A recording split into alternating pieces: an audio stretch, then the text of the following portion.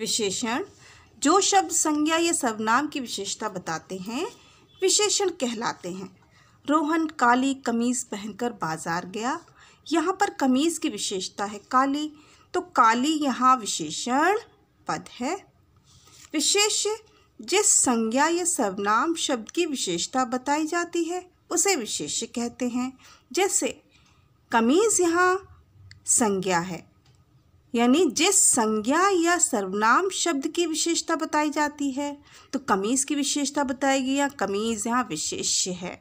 ठीक उसी प्रकार दूसरा उदाहरण, वह मीठे संतरे लाया।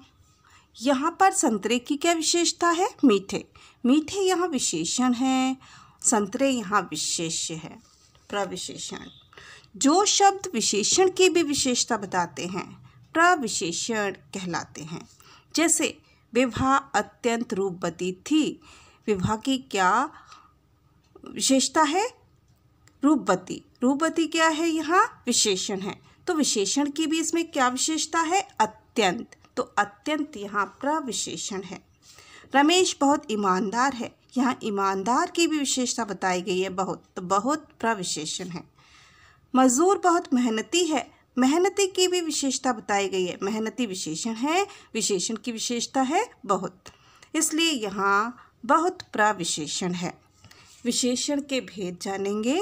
विशेषण के 4 भेद हैं: गुणवाचक विशेषण, संख्यावाचक विशेषण, परिमाणवाचक विशेषण, सार्वनामिक विशेषण। गुणवाचक विशेषण किसे कहते हैं?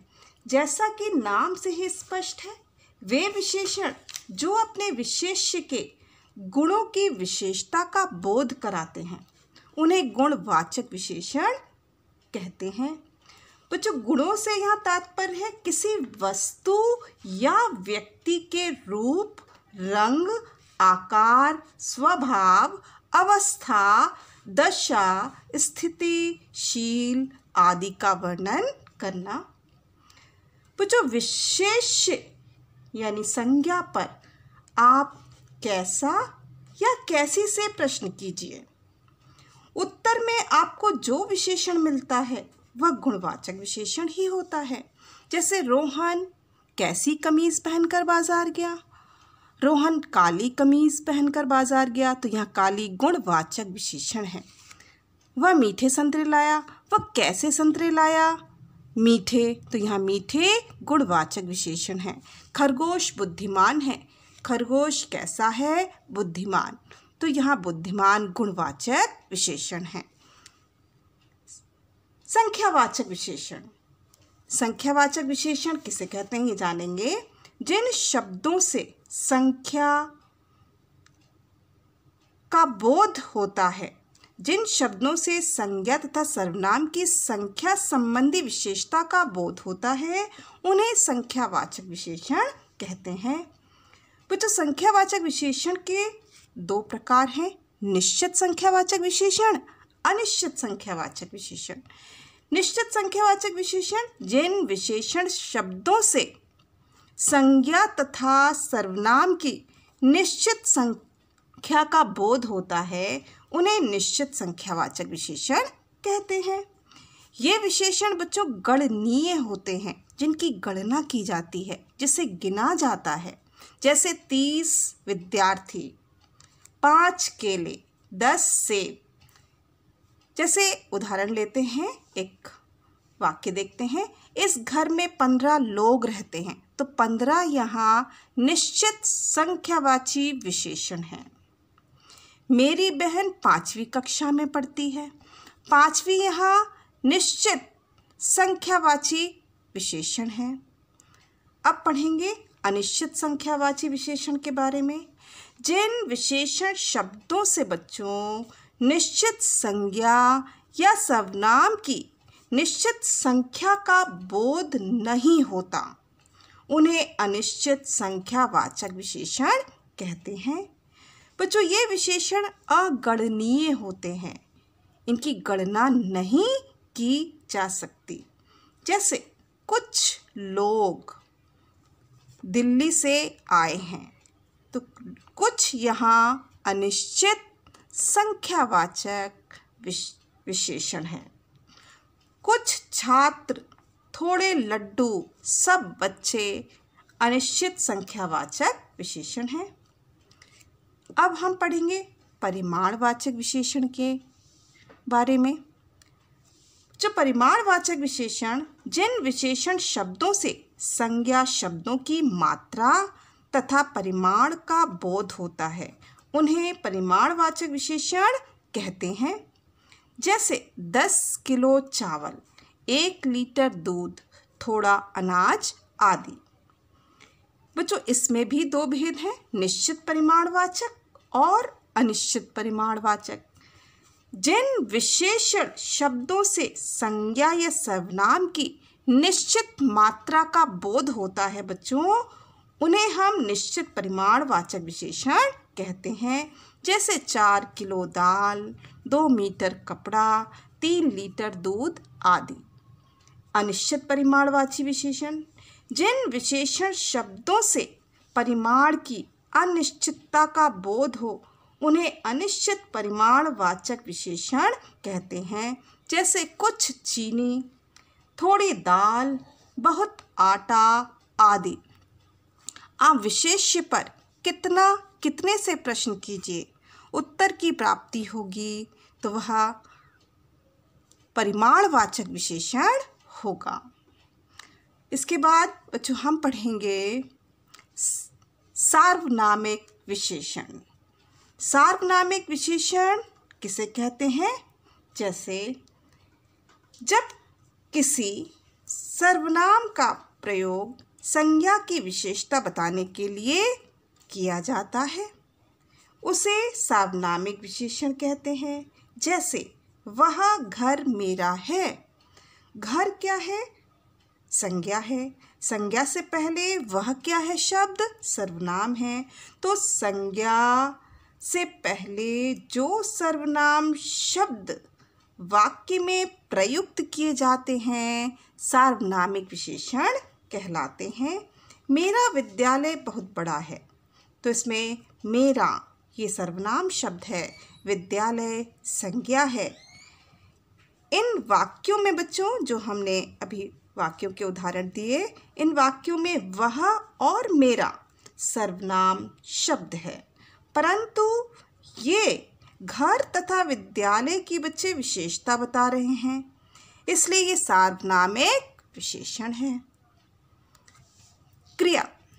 क्रिया किसे कहते हैं?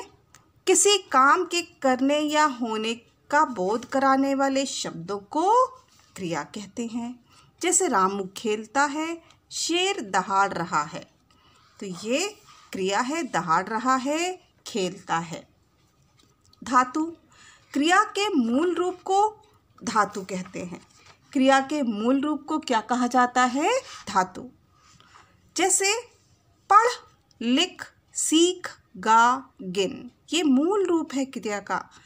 फिर सामान्य रूप में पढ़ना, लिखना, सीखना, गाना, गिनना आदि ये धातु हैं।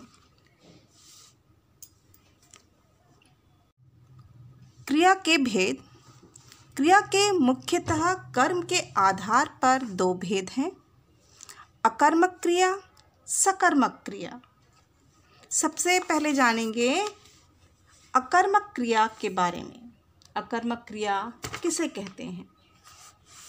बच्चों, जिस क्रिया का फल कर्म पर ना पड़कर कर्ता पर पड़ता है, अर्थात वाक्य में जिस क्रिया का कोई कर्म नहीं होता या कर्म होने की कोई संभावना नहीं होती, वह क्रिया अकर्मक क्रिया कहलाती है।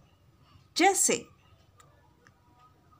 तान्या सो रही है, मोर नाचता है आदि। सकर्मक क्रिया। बच्चों, जिन वाक्यों में कर्ता के साथ कर्म भी होता है और क्रियाओं का फल कर्म पर पड़ता है, इन्हें सकर्मक क्रिया कहते हैं। जैसे नितिन पतंग उड़ा रहा है, इसमें क्या उड़ा रहा है? पतंग। तो पतंग इसमें कर्म है, तो सकर्मक क्रिया है। अध्यापिका बच्चों को पढ़ा रही है। अध्यापिका बच्चों को, यहाँ बच्चों को कर्म है, इसलिए क्रिया सकर्मक है। बच्चों विशेष बात क्या है इसमें? सकर्मक क्रिया की पहचान करने के लिए क्रिया से पूर्व क्या तथा किसको जोड़कर प्रश्न करते हैं। यदि उत्तर मिलता है तो क्रिया सकर्मक होती है। यदि हमें उत्तर नहीं मिलता है तो क्रिया अकर्मक कहलाती है। यदि उत्तर नहीं मिलता तो क्रिया अकर्मक होती है। या क्या किसको जोड़कर यदि प्रश्न किया जाता है, क्रिया से पूर्व उत्तर की प्राप्ति होती है तो वह सकर्मक क्रिया होती है। सकर्मक क्रिया भी दो प्रकार की होती है बच्चों, एक कर्मक क्रिया और द्विकर्मक क्रिया। एक कर्मक क्रिया किसे कहते हैं? जिस क्रिया का केवल एक कर्म होता है उसे एक कर्मक क्रिया कहते हैं। जैसे चित्रकार चित्र बनाता है, किसान हल चला रहा है, ये एक कर्मक क्रिया है। द्विकर्मक क्रिया किसे कहते हैं? जिस क्रिया के बच्चों दो कर्म होते हैं उन्हें द्विकर्मक क्रिया कहते हैं। जैसे माली पौधों को पानी दे रहा है, यहाँ माली पौधों को पानी दे रहा है, पौधों को कर्म है पहला, दूसरा है पानी कर्म। तो यहाँ पर दो कर्म है। माली किसे क्या दे रहा है? माली पौधों को पानी दे रहा है। इसमें हमें दो कर्म मिले हैं। नर्स रोगी को दवा पिला रही है, नर्स रोगी को एक कर्म है, दवा पिला रही है, दवा दूसरा कर्म है, इसलिए दवा भी क्या है? कर्म है। तो यहाँ द्विकर्मक क्रिया है। संरचना के आधार पर क्रिया के भेद जानने से पूर्व मुख्य क्रिया तथा सहायक क्रिया को समझना भी आवश्यक है। मुख्य क्रिया और सहायक क्रिया।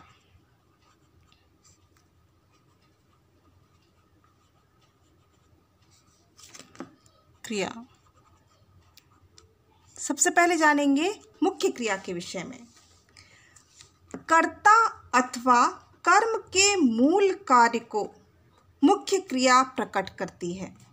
मुख्य क्रिया कोशगत अर्थ या बच्चों क्रिया पदबंध का मुख्य अर्थ देती है। जैसे बच्चे गाना गा चुके हैं, मैं लिख चुका था, वह हंस रही है। इन वाक्यों में संयुक्त वाक्य पद है, किंतु हंस गा लिख ही मूल कार्य को प्रकट कर रहे हैं, अतः ये क्रियाएं मुख्य हैं। सहायक क्रिया किसे कहते हैं ये भी जानेंगे। क्रियापद में मुख्य क्रिया के अतिरिक्त बच्चों जो अंश बचता है उन्हें सहायक क्रिया कहते हैं। सहायक क्रिया से व्याकरणिक अर्थ की सूचना मिलती है। जैसे मीना अभी लिख रही है, तो मीना यहाँ लिख रही है, लिख यहाँ मुख्य क्रिया है, रही है यहाँ सहायक क्रिया है। मैं सो चुका हूँ, सो यहाँ मुख्य क्रिया है, चुका हूँ यहाँ सहायक क्रिया है। मैं हिंदी बोल नहीं पाता, बोल यहाँ मुख्य क्रिया है, पाता यहाँ सहायक क्रिया है।